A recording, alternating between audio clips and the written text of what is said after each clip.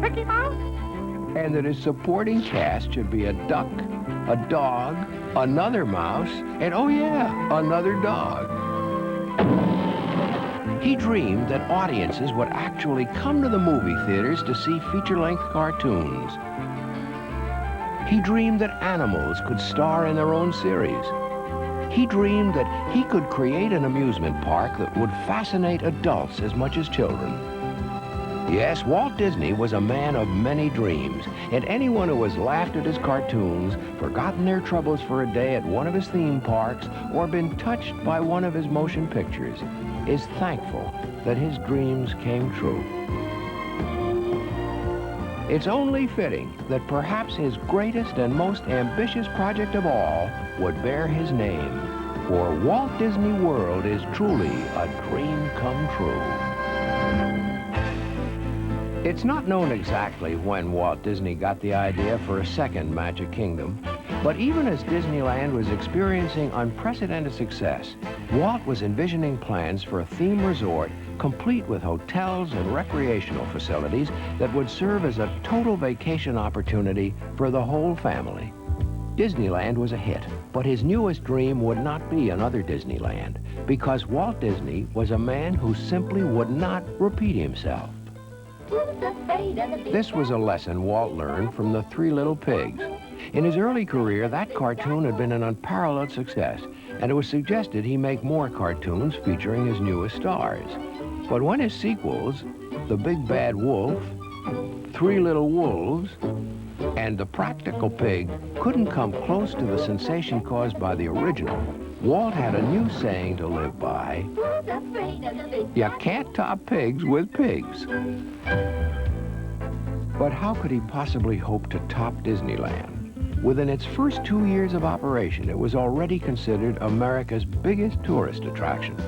Most men would have rested on their laurels, but Walt was ready to pursue Project X. He didn't spend a lot of time talking about Disneyland. In fact, he told us in many meetings, he said, look, you guys know how to do a Disneyland. I'm talking about something past Disneyland. And it was very exciting, his concepts, because in my opinion, what Walt was trying to do, he was trying to show how, through the free enterprise system, you could take virgin land and develop it properly and enhance the environment rather than take away from it, and also, frankly, without government subsidy. At the time when I heard about Project X, I was on sort of the public end of show business in Disney. I was working down at Disneyland as a ride operator while in college, and the way people down at that particular level hear about things is usually through 3 or 4 generations of shaman that are passing on down the information. And in my particular case, we heard about Project X as something in a Florida swamp somewhere, and it was very, very sketchy. WED Enterprises, an acronym for Walter Elias Disney, would once again be called upon for its creative and technical know-how. WED was a personal organization Walt formed in order to work on his projects outside the film studio. It had turned Disneyland into reality with a group of talented designers, architects, engineers, craftsmen, and technicians, collectively known as Imagineers. WED Enterprises, which was recently renamed Walt Disney Imagineering, had learned a great deal during the construction and operation of Disneyland. But a new theme park was only the beginning of Walt's newest dream. He had a much bigger concept in mind that would stretch the creative and technical skills of the Imagineers to their limits. With Walt, nothing was ever always right. He felt that you could always improve on things. And again, repeating that intangible quality called perfection, and who knows when you reach it, so you keep reaching. I think he was able to get out of people what they didn't even realize they had to give, or that they had, or that the abilities that he had people perform things that they never knew that they could do before. And once you did them, you felt so good about the accomplishment. The plan was in motion. A new theme park, bigger than Disneyland, was to be built. But where? As early as 1958, the research began which would determine the best location for a second Magic Kingdom. The result was not surprising to Walt. Walt wanted a lot of land, and Florida offered a lot of land at a reasonable price. The primary reason you have to look at, though, is either a good local population or a good tourist population. In those days, Florida was doing about 20 million tourists a year. The third thing that we needed was major access. There was a major road, I-4, that was going right through the property, an airport very close, so the transportation systems were very, very good. And weather, a very important factor. It rains in Florida, but year-round, the Florida weather is very, very good. So those four factors really made Florida the selection quite quickly. There were few mistakes made at Disneyland, but one that Walt was ready to admit and unable to correct was the fact that they hadn't bought enough land to protect the area surrounding the park. He felt that it had become too gaudy and crowded with hotels and fast food places that created a carnival-like atmosphere. He knew they must buy enough land to control the environment around the park because it was the reason people were coming there. Walt was determined this time to find an area that he was sure would be large enough to encompass all his dreams. The process of securing the land had begun with a great deal of secrecy to keep the cost from soaring. As the Disney organization secretly bought parcels of land throughout Central Florida, people began to speculate as to the mystery buyer. It was anybody's guess, and they ranged from Douglas, Lockheed, and Boeing to a nuclear power plant, to Hercules Powder Company. Even Howard Hughes and Rockefeller were mentioned, along with the Ford Motor Company, Leisure World, and, of course, Disney. We set up 5 dummy corporations, and we purchased land, keeping the Disney name out of it. In fact, if it hadn't leaked out by an Orlando Sentinel reporter, we probably would have still been buying land. On November 15, 1965, over 27,000 acres had been purchased, and it was time to formally announce to the press Walt's dream. It's been a wonderful reception that you've given us here. All the faces seem friendly, and we feel very much at home. And this is a big, exciting project for us, too, you know. And in fact, it's the biggest thing we've ever tackled. As he had done with Disneyland, Walt was soon ready to share his plans for the Florida Disney project with the world, this time on TV. Walt used television as a vehicle to talk about his Disneyland, his park, and those shows in those days were very, very popular and very successful. And anytime we do a special day on Walt Disney World or Disneyland, they're still very popular with the American public. The sketches and plans you will see today are simply a starting point. Our first overall thinking about Disney World. Everything in this room may change time and time again as we move ahead. But the basic philosophy of what we're planning for Disney World is going to remain very much as it is right now.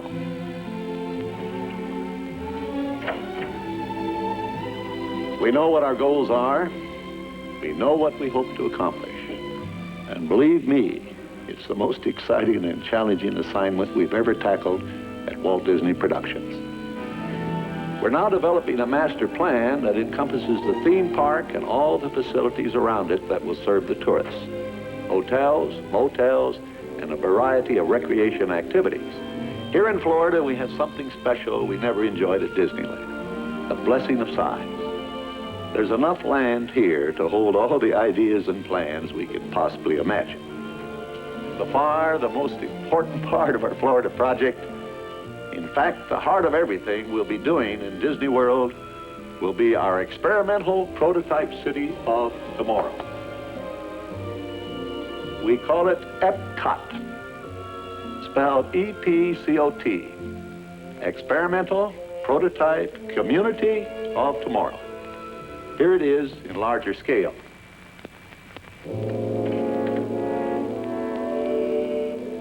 EPCOT will take its cue from the new ideas and new technologies that are now emerging from the creative centers of American industry. It will be a community of tomorrow that will never be completed, but will always be introducing and testing and demonstrating new materials and new systems. And EPCOT will always be a showcase to the world for the ingenuity and imagination of American free enterprise. The initial plan for Disney's development in Florida called for 2 theme parks. The first was a new and expanded version of Disneyland to be called the Magic Kingdom. But the second was the one that fascinated Walt. It was where he would concentrate his energy and creativity. It would become EPCOT, the experimental prototype community of tomorrow. He knew that whatever he did, the best thing that he could do was to create an example. And if he could do exactly what EPCOT said it was going to be, an experimental prototype community, and community was a carefully chosen word rather than city, community of tomorrow, that he could set an example so high that people would respond to it, they could sit in it, they could touch it, they could ride in its transportation vehicles, they could live in it. They could then carry that message and those exciting ideas back to their own communities. Walt was soon engrossed with EPCOT and wanted to be sure it included every possible scientific advance of the future. So that's what EPCOT is, an experimental prototype community that will always be in a state of becoming. It will never cease to be a living blueprint of the future, where people actually live a life they can't find anywhere else in the world. On December 15th, 1966, the world was stunned to learn that Walter Elias Disney, the man who had turned so many dreams into reality, was dead. This is Beach Rogers in the KFWB newsroom. We have a bulletin from Burbank, which is going to sadden the entire world.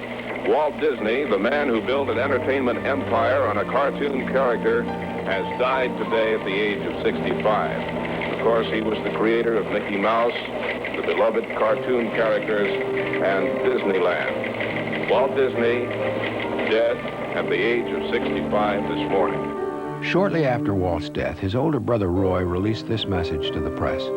As president and chairman of the board of Walt Disney Productions, I want to assure the public, our stockholders, and each of our more than 4,000 employees that we will continue to operate Walt Disney's company in the way that he has established and guided it. Walt Disney spent his entire life and almost every waking hour in the creative planning of motion pictures, Disneyland, television shows, and all the other diversified activities that have carried his name through the years. Around him, Walt Disney gathered the kind of creative people who understood his way of communicating with the public through entertainment. Walt's ways were always unique, and he built a unique organization, a team of creative people that he was justifiably proud of. Well, I think by this time, my staff, my young group of executives are convinced that Walt is right, that quality will out. So I think they're going to stay with that policy because it's proven that it's a good business policy. Give the public everything you can give them. Keep the place as clean as you can keep it. Keep it friendly. You know, make it a real fun place to be. I think they're convinced, and I think that'll hang on after, as you say, after Disney. And once again, Walt was right.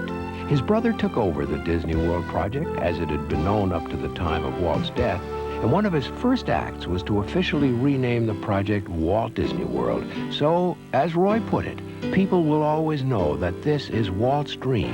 When Walt died, there was a great concern in the part of our company because Roy Disney was actually retiring at that time. And God bless him, he climbed back in the saddle and he asked of some of the executives, what do you guys think? Can we do it without Walt? I think we all said the same thing. We don't know, but we ought to try. Roy Disney even started sitting in creative meetings and put his boots on and was on walkthroughs, and he rode helicopters looking at the property, and his role changed dramatically, and he became the leader that gave us confidence that we could do it. And he worked very hard because, more than anything, Roy wanted to bring into reality the first phase of what his brother had in mind.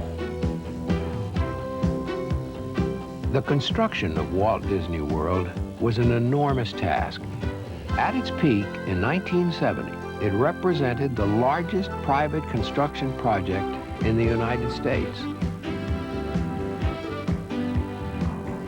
The first time that most of us had really seen the Walt Disney World property was in the fall of 1967, and at that time, the only thing that had been done, or there were two things that had been done on the land. One was to begin a tree farm where we were testing certain varieties of trees to see whether they could be grown in that kind of soil and climate. And the second was a clearing of about 100 acres where the Magic Kingdom was. In fact, we put a big white mark in the middle with an X in the middle of it, and that was the center where the castle was going to go in the Magic Kingdom. And if you stood at that spot and looked around you, there was nothing. And so it was very difficult to say that 1 mile over in that direction we were going to put the contemporary resort hotel, and another half mile in this direction is where the Polynesian village was going to go, and the parking area would go 2 miles that way. So what we determined to do was to do a stakeout, and the stakeout was done primarily with large balloons so that you could stand at various places on the project and be able to see where those developments were going to go.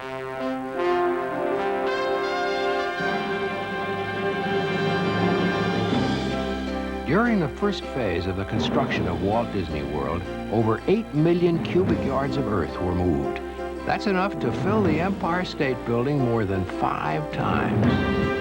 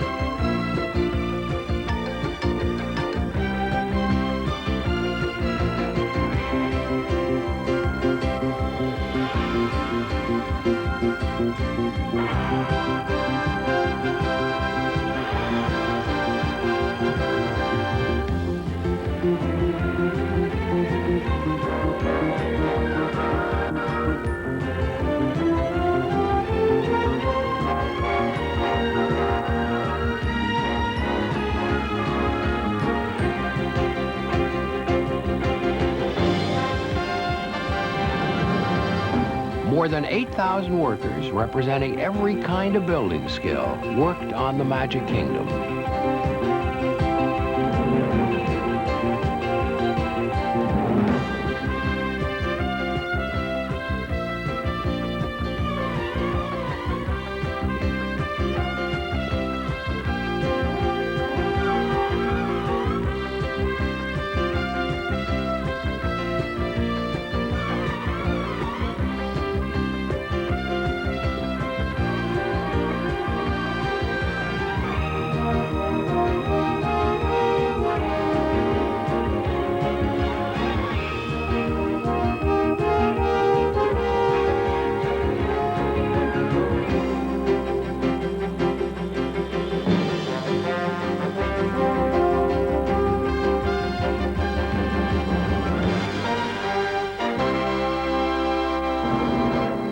In the words of Walt Disney, you can dream, create, design, and build the most wonderful place in the world, but it requires people to make the dream a reality. On October 1st, 1971, the grandest of all of Walt Disney's dreams became a reality.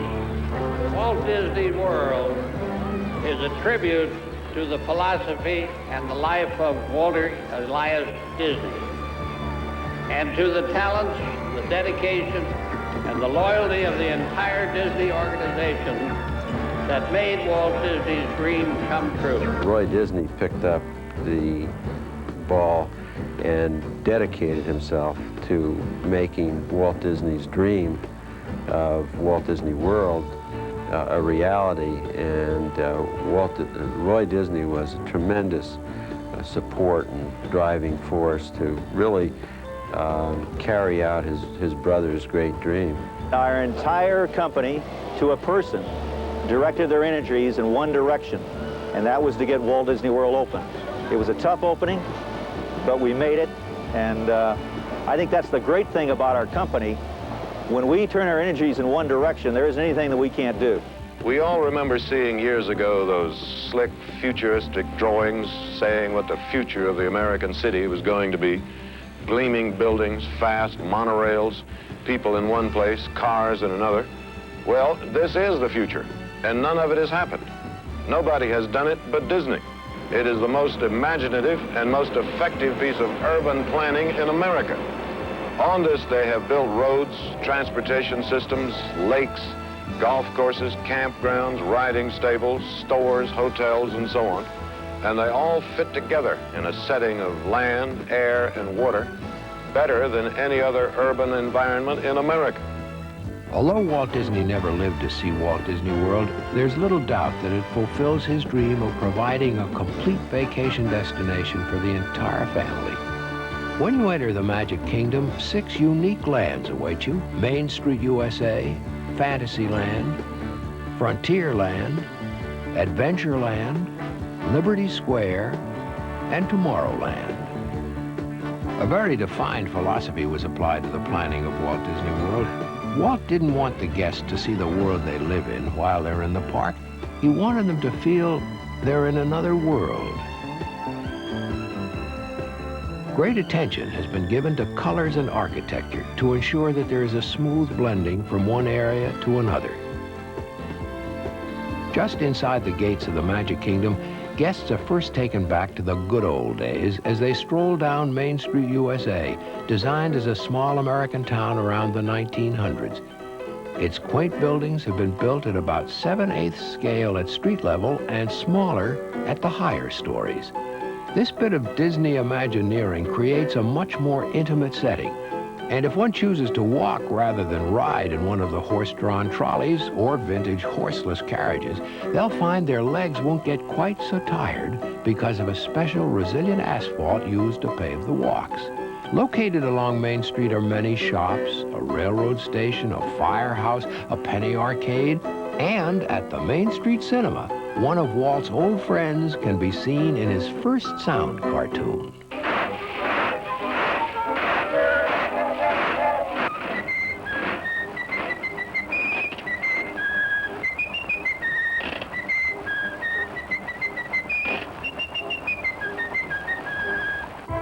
What most guests don't realize as they enjoy their day in the Magic Kingdom is that hidden just a few feet below them is another world. That world is part of an area known as backstage. Walt insisted the theme park be treated as if it were a show.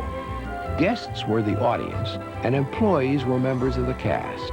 They were either on stage in view of the audience, such as the ride operators and concessionaires, or backstage out of view of the guests. The backstage area beneath the Magic Kingdom enables cast members to keep the show above moving smoothly. Innovatively designed with a series of crisscrossing corridors called utilidors that cover nearly 9 acres, this urban basement allows maintenance trucks, supplies, and cast members to move freely from one section of the park to another without disturbing the guests. Makeup rooms, dressing rooms, design and decorating facilities are just some of the departments found here. The wardrobe department is one of the most extensive, providing costumes for the largest show anywhere, a cast of nearly 20,000. We have a very important function that goes on in our wardrobe departments every day, and that's issuing clean costumes to all our employees and making sure that they fit right and that they're clean and pressed and neat and that they are up to work on time. So we have a very timely job to do also. The costumed employees at Walt Disney World do not take their costumes home with them. We maintain everything on property. We do their laundry for them. Every day we give them a clean costume. We provide lockers for them where they can lock their own personal clothes up. when they're working in their costume. We repair their costumes. That's what's going on right here. The buttons are being sewn back on. The zippers that don't work anymore are being replaced. The hems that are falling out are being repaired for them. So it's a total service for the employee as far as costume maintenance, repair, and laundry is concerned. Even though we're not here to set fashion trends or anything like that, Minnie Mouse definitely has a new look this year. This is the year of Minnie, totally Minnie. We want her more updated and competing in the marketplace almost with the other females that are out there also. Walt Disney dedicated Fantasyland to the young at heart, to those who believe that when you wish upon a star, your dreams come true. Cinderella's castle is the landmark entrance to Fantasyland. Its foyer walls contain 5 mosaic panels illustrating scenes from this classic fairy tale. Just inside the castle courtyard sits a graceful bronze statue of Cinderella. Once you pass through the castle, you've entered what Walt called a timeless land of entertainment. Inspired by Disney's classic animated films, Fantasyland is for young and old.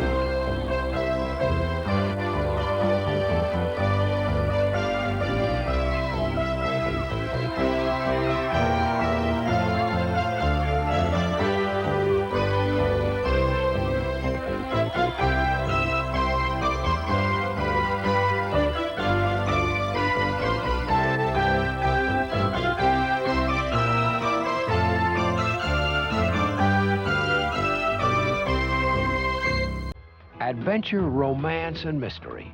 That's how Walt described Adventureland. Tropical rivers that silently flowed in the unknown. Exotic animals and the eerie sound of the jungle. Disney Imagineers artfully blended trees, bushes, and flowers to create a little bit of paradise.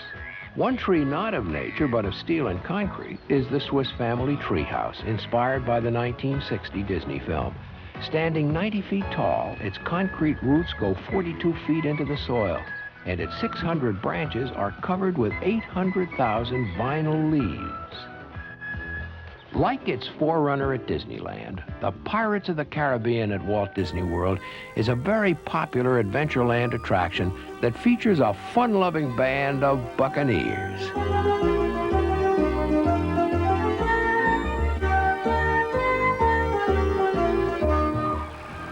And for the armchair explorer, the Jungle Cruise, another Disneyland and Walt Disney World favorite, sends you down a tropical river, past hippos, lions, and fearsome headhunters. I'll tell you, this is the kind of guy Walt was. When I was a young man in charge of Frontierland and Adventureland, he got on the boat and he got a 4.5-minute trip.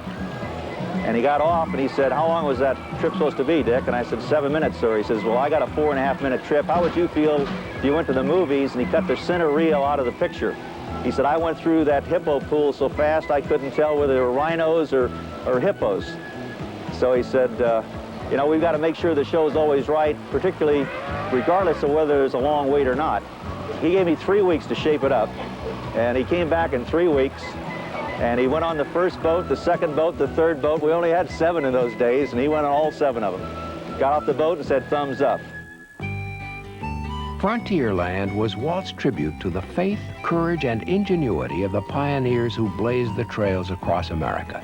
Recreated like the old weathered western towns of the 1800s, Frontierland is built along the Rivers of America waterway. Whether the boat is a Mississippi sternwheeler, a keel boat, or a log raft, passengers get a first-hand glimpse at Tom Sawyer Island, an Indian village, and reaching 197 feet into the air, the highest mountain in Florida, Big Thunder Mountain. Its runaway mine trains offer the wildest ride in the wilderness. At Grizzly Hall, mechanical musicians serenade guests in a hand-clapping production called the Country Bear Jamboree. No less than 17 bears, a raccoon, and talking buffalo, stag and moose heads put on a show that's a tribute to Disney Imagineering and the process they created called Audio-Animatronics. The bands will play now in the good old key of G. Zeke and Zeb and Ted and Fred and a bear named Tennessee. The first audio-animatronic figures made their debut in 1963 at Disneyland's Enchanted Tiki Room. As the name implies, Audio-Animatronics combines sound, animation, and electronics in a technique Walt described as another dimension of animation. Well, this is sort of another door that's opened for us. You see, our whole 40-some-odd years here has been in the world of making things move, inanimate things move.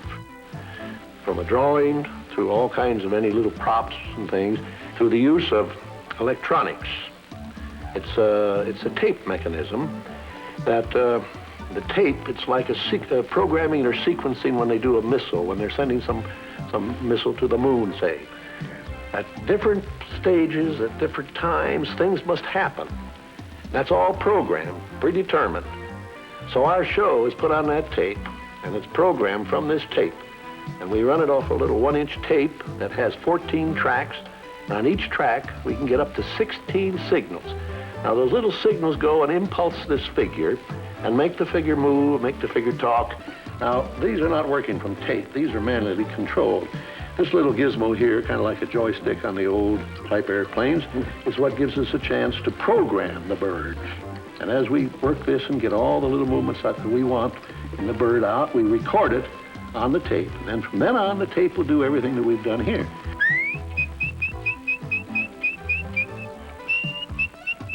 Having mastered the movements of animals, Walt was convinced that audio-animatronics could be successfully used with human figures.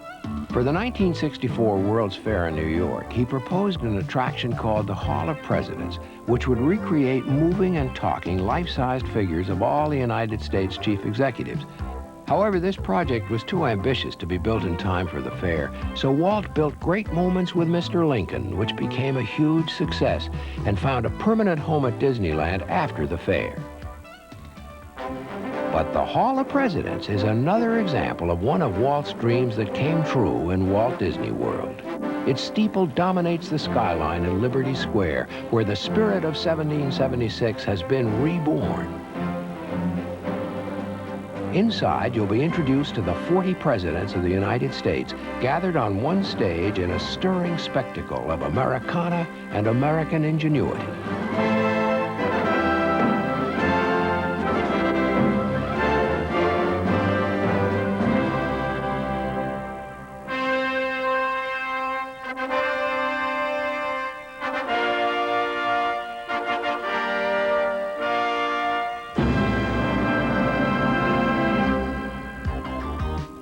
And just around the corner from the Hall of Presidents, the Disney Imagineers have created a poltergeist paradise known as the Haunted Mansion.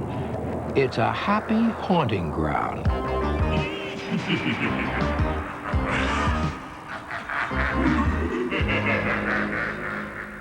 Just as Frontierland and Liberty Square take a nostalgic look at our past, Tomorrowland takes a bold look into the future. The Disney Imagineers have created an environment that allows technology to take over. Racing through the cosmos in Space Mountain, soaring in a star jet on a high-speed adventure, taking a lap in a Grand Prix racer, or even a trip to Mars. That's a visit to Tomorrowland and a world of innovation, such as the revolutionary Wedway People Mover, state-of-the-art transportation using pollution-free electricity. And if Tomorrowland whets the appetite for the future, it's only a short ride away on still another Disney innovation, the Mark IV monorail, which whisks you to 500 acres of the most imaginative and exciting man-made attractions in the world, the experimental prototype community of tomorrow. In October of 1982, the most ambitious phase of Walt's dream was opened for all to see and enjoy. And whether arriving by monorail or automobile, there's tremendous anticipation at the first sight of the world's largest geosphere. It foretells a very special place, 180 feet in diameter and rising more than 18 stories above the ground. Spaceship Earth, the symbol of EPCOT Center. Its unique construction enables it to be stable without the use of any internal supports. Its outer skin of aluminum brilliantly reflects the afternoon sun. And at sundown, it's even more enticing as it takes on the enchantment of an expensive jewel, reflecting EPCOT Center at night. But Spaceship Earth is more than just a symbol. It's an important part of Future World, the showplace for new ideas and new technologies.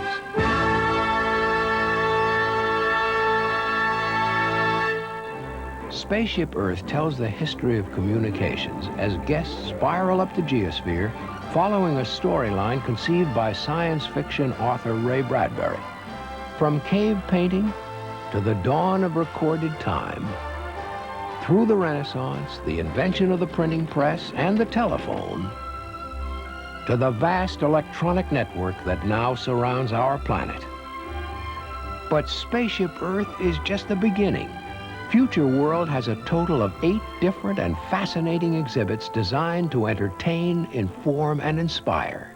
Communicore, short for Community Core, is appropriately the hub of Future World. Information, entertainment, and science are offered through a variety of displays, exhibits, and hands-on experiences. It's an inviting group of interactive exhibits designed to take the mystery, but not the thrill, out of technology. Here are just a few examples of what can be found in Communicore East. The energy exchange helps us to understand the complex world of energy. Smart One is a talking robot. Greetings, Earthling. In the electronic forum, you can receive news from all over the world from sophisticated satellite dishes. Or how about choosing the component parts and designing your own computerized roller coaster? Then if you're daring enough, you can take a ride on your own creation. At Communicore West, FutureCom shows us the complexities of our present telephone communications network. And EPCOT Outreach enables any visitor at EPCOT Center to obtain information on any subject that is presented in either Future World or World Showcase.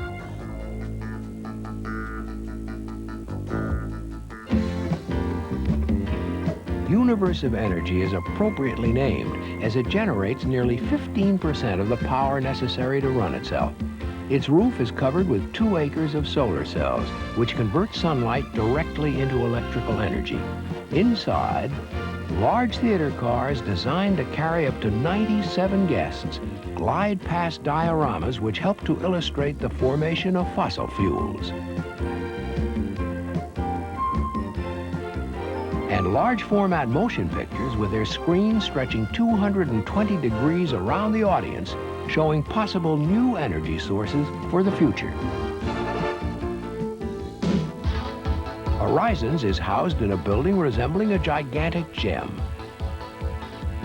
Designed to show us tomorrow's world, Horizon's first stop is to look back at what our ancestors thought tomorrow would be like. Jules Verne's moon rocket design was complete with Egg Maker. And the modern home would include a housekeeping robot that would free us to devote more time to space-age grooming. As for today's future, you'll travel into a 21st century undersea habitat, or look into a desert community with genetically engineered crops. Or the future home of a space colony may be a rotating sphere that simulates gravity. Some of the future's innovations for a better life can be seen at Horizons. The sleek cylindrical neighbor of Horizons is the World of Motion, an attraction that traces the development of transportation from man's first form of mobility, foot power, up to present and possible future methods. Presenting the largest audio-animatronics show ever produced by Disney, World of Motion captures the essence of transportation history. The exhibits in the Trans Center complete the World of Motion experience. Aerotest demonstrates flow patterns and their effect on fuel economy and automotive design. And you'll witness the trials of modern transportation, as well as the pros and cons of internal combustion engines. Concept 2000 takes a look at the most advanced automobile design procedures. Dreamer's Workshop shows us sleek prototype cars of the future. Let's listen to the land. The Land is the largest of the Future World pavilions, encompassing nearly 6 acres. Its story comes closest to the philosophy, purpose, and image of Walt Disney's EPCOT. In Listen to the Land, you'll embark on a boat trip that takes you through a rainforest where harvesting food is the challenge. When springtime comes, how can Then the desert, where availability of water is a problem, and onto the plains, where farming means coping with hot summers and cold winters. The Tomorrow's Harvest Tour is a guided tour of the land's growing areas, and guests are encouraged to ask questions that may be helpful in managing their own gardens. Innovations in farming, such as a zero-gravity lettuce drum that may be important for raising food in outer space, and such growing strategies as hydroponics and aquaculture are also featured. At the Kitchen Cabaret, Audio-Animatronics figures perform a cabaret-type show that tells us about the benefits of good nutrition.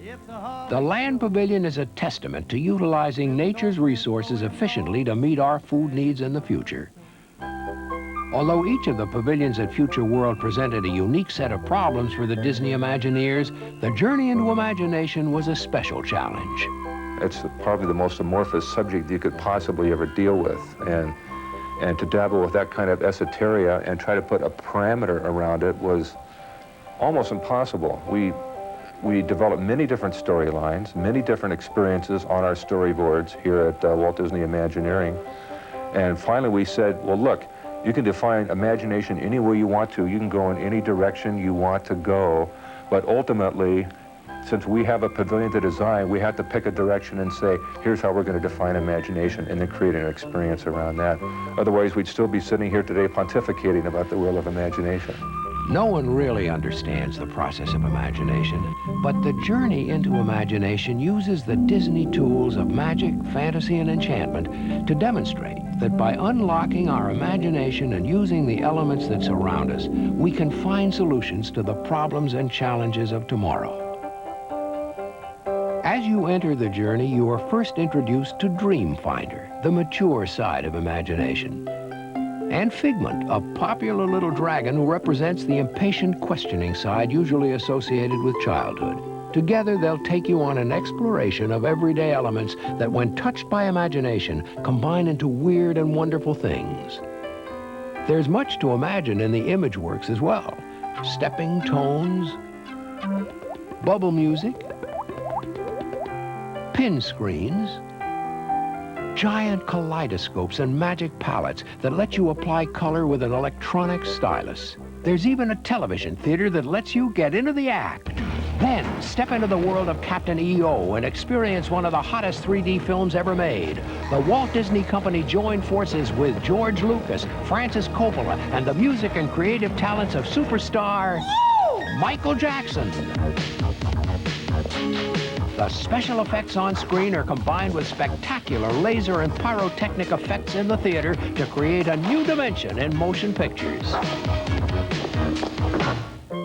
And just outside the pavilion, you'll see another remarkable bit of Imagineering, the leapfrog fountain that squirts water from planter to planter.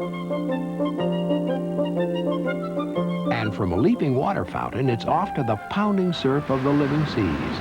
This is one of Future World's most ambitious attractions. Its 5.6 million gallon tank contains more than 2,000 specimens of ocean life. From the tiny damselfish to the 300-pound tiger shark, a wide variety of fish is found in the living seas.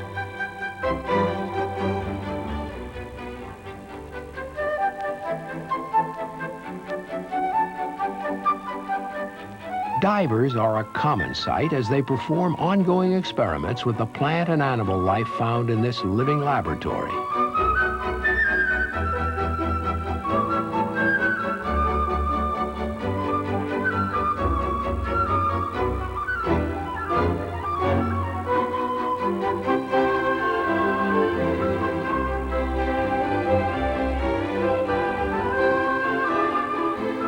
Visitors begin their underwater excursion of the living seas by descending 4 fathoms to the ocean floor in an undersea elevator called a hydrolator. At Seabase Alpha, the prototype undersea research center, there are displays and demonstrations that examine 21st century undersea technology. You'll meet Jason, a prototype of the submersible remote control robot that takes television pictures of the ocean floor and gathers marine samples for use by scientists around the world. Jason, that's who I be. The Living Seas has created a real ocean world in its tanks by duplicating the chemistry and life support systems found in the ocean. Its sophisticated filtering system provides the inhabitants with an environment that has them thriving. The Coral Reef restaurant has been designed to give diners one of the most entertaining and peaceful settings you'll ever experience.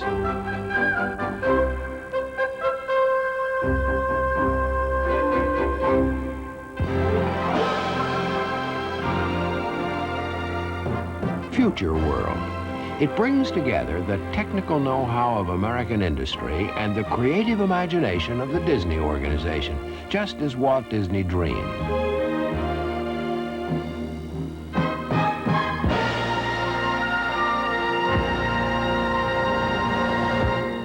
Future World has often been called an experimental prototype community of ideas. And just across the lagoon from Future World lies World Showcase, an experimental prototype community of nations. World Showcase brings us the sights, sounds, and of course foods of many of the world's great countries. You can visit a pyramid in Mexico, feast on fettuccine in Rome, see Doge's Palace in Venice, or have your picture taken in front of the Torii Gates of Japan, all within a comfortable stroll of one another. The famous landmarks of each of the countries have been duplicated with amazing attention to detail. Many, such as the Eiffel Tower, have been scaled down for World Showcase from their original blueprints. The host pavilion and centerpiece of World Showcase is the American Adventure. This colonial-style structure houses 35 of the most lifelike audio-animatronics figures performing in front of the world's largest rear projection screen. Sometimes the film was matched up with an audio-animatronics figure, like in the American Adventure, which is one of the assignments that I had, was to develop a compression of American history down to a less than 30-minute show, which was certainly a challenge at its best. And also selecting the events that would go into that show was, and today continues to be a challenge in terms of trying to explain to some people why we picked certain events to make known in the American Adventure. In the American Adventure, you'll witness the events that shaped America. In Mexico, you'll take a boat cruise through its ancient past and onto colonial and modern times. The songs, dances, and of course food are all authentically Mexican.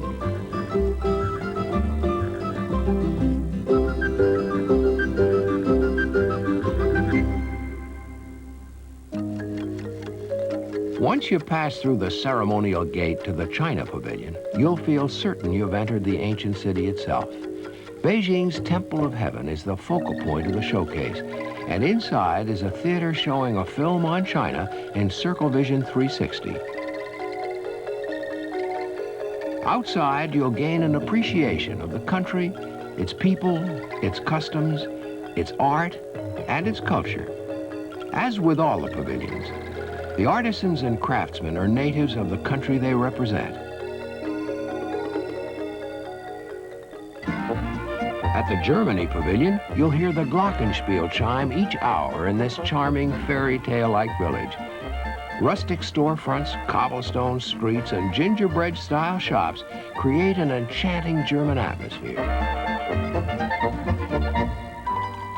In the Italy Pavilion, you'll be transported to the world-famous canals of Venice, where the waterways are guarded by the heroic figure of Neptune, crafted in the style of the master sculptor Bernini. Your passport will also take you to a typical market square, where you'll enjoy the sights and sounds, and of course the smells of traditional Italian cuisine. Come, mange.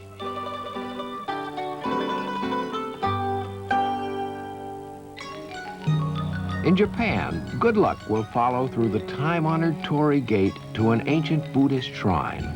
Walk this oasis of serenity where the path leads to an array of elegant Japanese shops.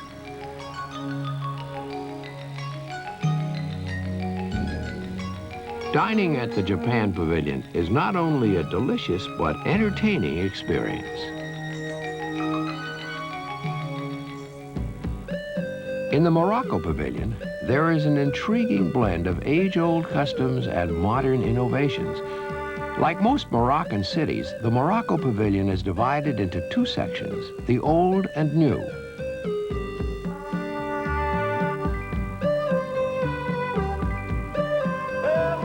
The beautiful mosaic art found in the architecture was done by 19 Moroccan artists brought from their homeland.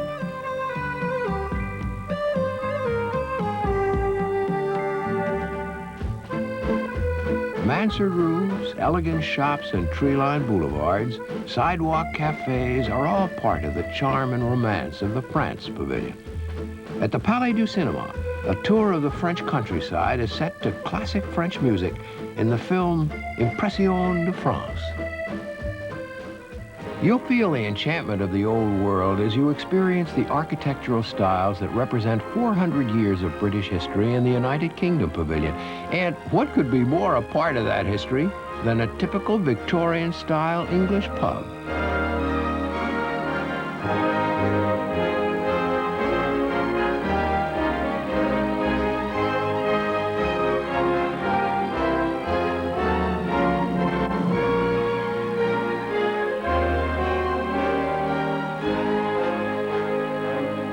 The Canada Pavilion celebrates its country's diversity in its blending of French Gothic and primitive native structures.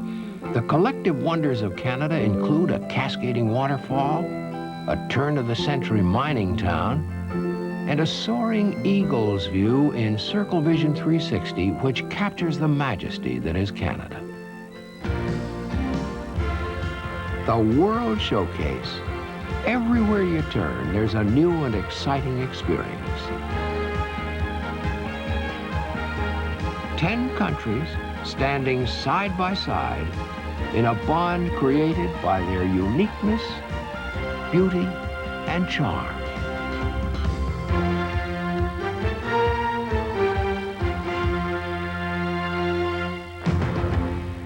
EPCOT Center, the showplace for new ideas and new technologies. It will be a community of tomorrow that will never be completed, but will always be introducing and testing and demonstrating new materials and new systems. In keeping with Walt's philosophy, special legislation was passed by the state of Florida in 1967. The EPCOT Building Code, administered by the Reedy Creek Improvement District, has allowed innovative building materials and systems to be used at Walt Disney World since its very inception. Here are some examples. A modern automated central energy plant controls the flow of power, heating, cooling, and other energy sources.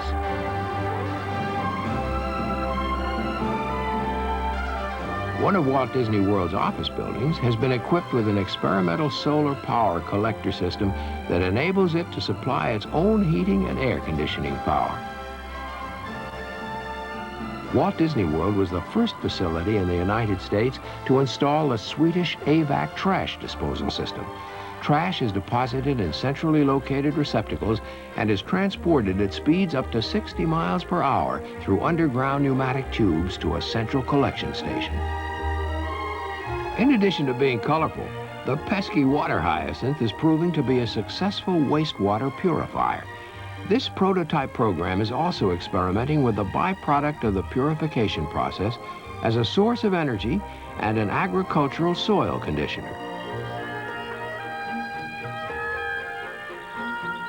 Conservation has long been an objective in the planning of Walt Disney World.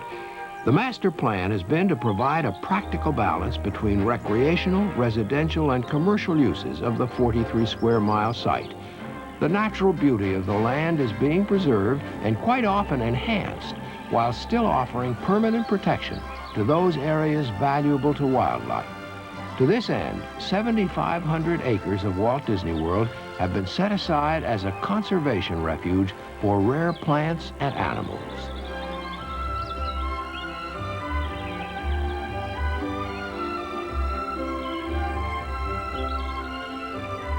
The problem of insect control has initiated some innovative methods which utilize an absolute minimum of pesticides. The ultimate goal of the program will be to eliminate chemical treatment and enlist the aid of natural enemies and parasites to control the insect population. Because large portions of Walt Disney World are made up of water and wetlands, the flow and quality of the water is paramount. A step-down system of water control structures has been set up to control its distribution throughout the property. Walt Disney World's Central Foods Plant systematically distributes partially prepared menus to every restaurant on the property. Every day, thousands of guests enjoy quality food prepared by Walt Disney World chefs using the latest technology in volume cooking and packaging.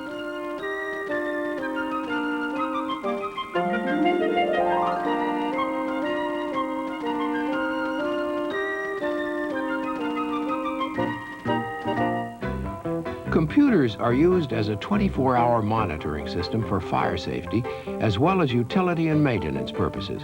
And with a system called DAX, or Digital Animation Control System, the park's hundreds of Audio-Animatronics figures perform on cue during their many shows.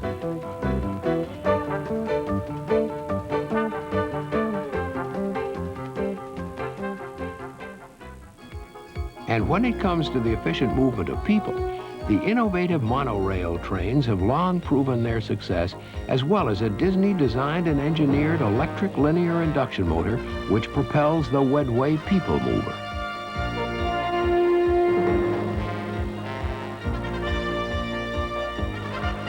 People, whether they're moving or not, are a great concern of Walt Disney World, from its guests to its employees. In Search of Excellence, the bestseller that claimed to offer lessons from America's best-run companies, stated, "One of the best examples of service through people is Walt Disney Productions." We feel that it's critical to our success to treat the employees as we want them to treat the guests. We have a very simple formula that we use, and it works, and we've proven that it works and that it doesn't work if we're out of balance. If you have a quality employee experience, or cast member experience as we say in our lingo, and a quality guest experience, the financial results will be there. You cannot expect the employees to treat the guests properly if we don't treat them properly. And if there was such a thing as prototype entertainment, there's a certainty it would be found at Walt Disney World. As if the Magic Kingdom and EPCOT Center weren't enough to keep even the most energetic vacationer entertained for days, the surrounding area, called the Vacation Kingdom, provides another entertainment world, offering a wide variety of leisure activities at its lakes, islands, canals, shopping areas, hotels, and golf courses. 3 golf courses are available, 2 of them championship caliber, and 1 designed for players with a mid-handicap. All 3 are used for the annual Walt Disney World Classic. No matter what your level of play, you may wish to attend the golf studio, where your swing is videotaped and analyzed by one of the club pros. The Wee Links is a 6-hole course designed especially for the young beginner. It's an experimental course that uses a special low-maintenance artificial turf on the greens called mud sod. Discovery Island was a scruffy patch of green until the Disney Imagineers transformed it into a tropical haven for rare and endangered species from all over the world. Over 500 creatures make their home here and are given many opportunities to roam free. Discovery Island's conservation efforts were officially recognized in 1981, when this island was made an accredited zoological park by the American Association of Zoological Parks and Aquariums. You can rough it on the nearly 650-acre Fort Wilderness campground, where you'll find canoeing, horseback riding, hiking, and bicycling. There's also a petting farm with pygmy goats and other friendly animals.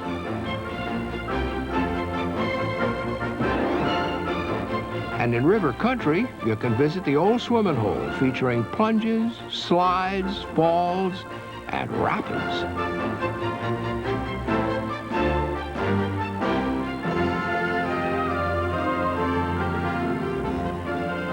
I think the one thing that we've never been short of in this company is dreams. And as long as there's an imagination in the world, as Walt said once, will never be completed. The never-ending task of maintaining, upgrading, and revolutionizing Walt Disney World continues to keep the Disney Imagineers very busy. But how do they keep topping themselves? So we're constantly challenging our designers to stay on the leading edge, and by all means, if you want to break all the rules in developing your concept, break the rules. Because the only person that has a breakthrough in any kind of entertainment medium is the one who breaks the rule to do it. So that's a way we try to free up our Imagineers to work when they're trying to create new attractions. And that's how we're getting a leading edge thing that I'm very confident is going to keep us ahead in the future. And the future for Walt Disney World looks very bright, with several fine projects that will soon leap from the drawing boards to reality. First, a little Hollywood is coming to Florida with the Disney MGM Studio Tour.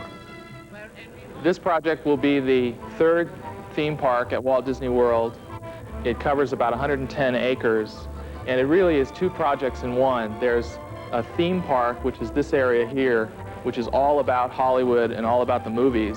And then there'll be a working Walt Disney Pictures studio, which will be built in Florida as well. The theme park, we're drawing on Hollywood in its heyday in the 1940s. We're using the glamour of Hollywood and Hollywood's history as the basis for the shows, for the architecture, and all of the theming and live entertainment that will be part of the theme park. And then in the studio, you'll really be seeing the reality of Hollywood. And we have an advantage now in that this is the first time that a studio's been built from the very beginning with the intent of having a tour. So all of the facilities are designed so the guests will have the ability to walk through just about every aspect of film production. This model, which is laid out in front of me, is an 8th scale working tool for us. We've used it to help us develop the overall plan of the project, and also in developing the architectural styling for each one of the individual buildings. The large building, which is directly in front of me, which has the Chinese Theater as its main entrance, is the Great Moments at the Movies attraction. For the architectural styling of most of the buildings, we've taken bits and pieces of what we think are the best aspects of Hollywood in its heyday. The architectural styles, the type of restaurants, the type of soundstage architecture, and this model is a way to test out those concepts and see how they look in relation to each other. The largest and most likely the star attraction of the Disney MGM Studio Tour is a nostalgic look at filmdom called Great Moments at the Movies, located in the Chinese Theater. In designing Great Moments at the Movies, we started out with storyboards, which is developing the show basically the way they do a regular motion picture. From storyboards, we moved into renderings that describe in more detail and color how the scenes will be set up and play out. And as we do in all of our attractions, we're developing this into a 1/4-inch rough study model where we can figure out spatial relationships, locations of set pieces, and how all of the scenes will be laid out. In this attraction, one thing that's really special is we're combining live actors and audio-animatronic figures for the first time, and I think that our guests will be in for some real surprises. And just a few steps from the surprises found in Great Moments at the Movies is an attraction based on the history of television called the Video Theater. Here, guests may go from onlookers to participants, and with a bit of television trickery, they'll get to act in a famous television program. And as an added incentive, they'll get to keep a cassette of their performance to show all the folks back home. The nighttime environment at Walt Disney World is soon to become much brighter as Pleasure Island begins to take shape. We want to give the 23 million or so people that come through here a year, plus the people who live in Orlando or come to conventions in Orlando, a place to go once the sun goes down in a nice Disney way.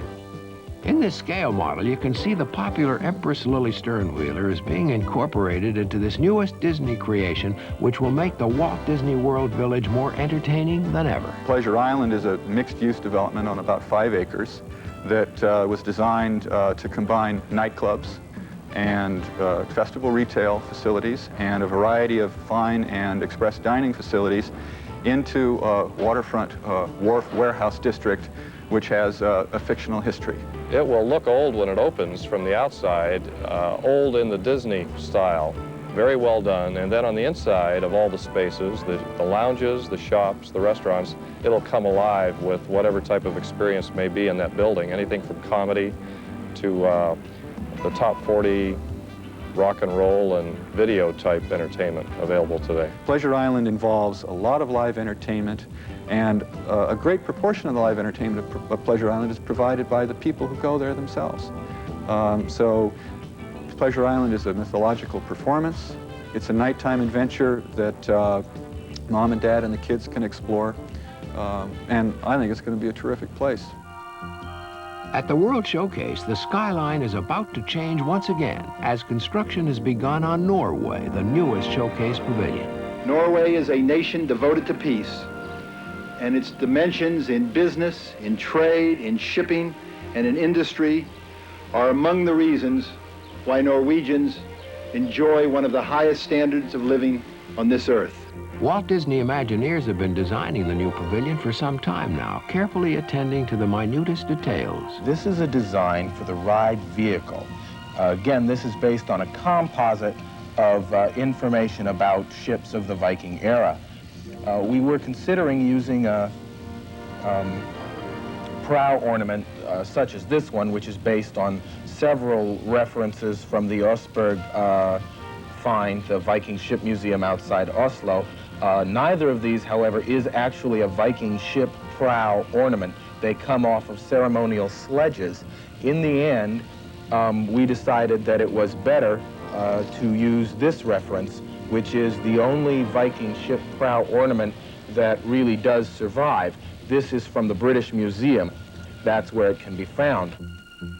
The Norway Pavilion features a fantasy voyage to the legendary land of the Midnight Sun, where guests will see a 10th century Viking village and a mythical Norwegian forest filled with trolls. A variety of Norwegian architectural styles, authentic Norwegian cooking, and native handicrafts will all be featured when the Norway Pavilion opens at EPCOT Center's World Showcase.